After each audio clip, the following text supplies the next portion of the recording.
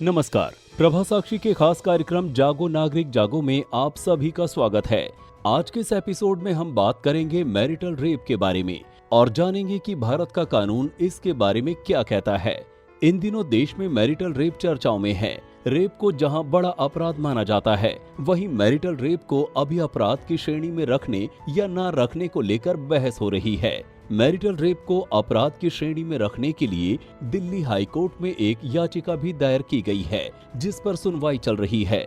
भारत में वैवाहिक बलात्कार यानी मैरिटल रेप कानून की नजर में अपराध नहीं है, यानी अगर पति अपनी पत्नी की मर्जी के बगैर उससे जबरन शारीरिक संबंध बनाता है तो उसे अपराध नहीं माना जाता। केंद्र सरकार ने दिल्ली हाई कोर्ट में मैरिटल रेप को अपराध करार देने के लिए दायर की गई याचिका के खिलाफ कहा कि इससे विवाह की संस्था अस्थिर हो सकती है। दिल्ली हाई कोर्ट में केंद्र सरकार ने कहा, मैरिटल रेप को अपराध नहीं करार दिया जा सकता है और ऐसा करने से विवाह की संस्था अस्थिर हो सकती है। पतियों को सताने के लिए ये एक आसान औजार हो सकता है। ऐसे में ये सवाल पूछा जा सकता है कि रेप और मैरिटल रेप में क्या फर्क है और विवाह की संस्था का इससे क्या संबंध है। क्या है रेप?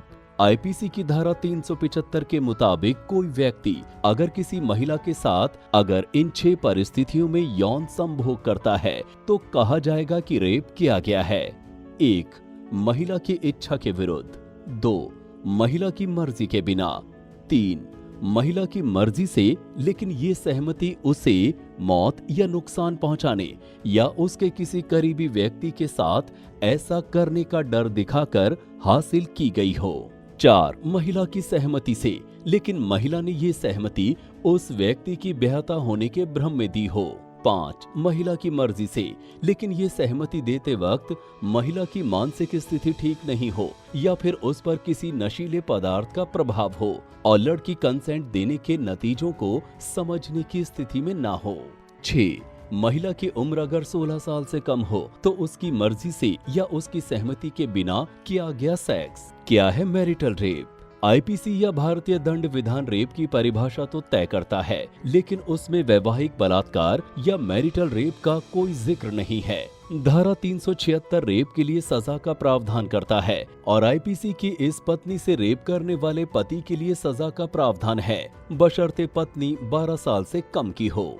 इसमें कहा गया है कि 12 साल से कम उम्र की पत्नी के साथ पति अगर बलात्कार करता है तो उस पर जुर्माना या उसे 2 साल तक की कैद या दोनों सजाएं दी जा सकती हैं। 375 और 376 के प्रावधानों से ये समझा जा सकता है कि सेक्स करने के लिए सहमति देने की उम्र तो 16 है, लेकिन 12 साल से बड़ी उम्र की पत्नी की सहमति या असहमति का कोई मूल्य नहीं है। क्या कहता है हिंदू मैरिज एक्ट? हिंदू विवाह अधिनियम पति और पत्नी के लिए एक दूसरे के प्रति कुछ जिम्मेदारियां तय करता है। इनमें सहवास का अधिकार भी शामिल है। कानूनन ये माना गया है कि सेक्स के लिए इनकार करना क्रूरता है और इस आधार पर तलाक मांगा जा सकता है।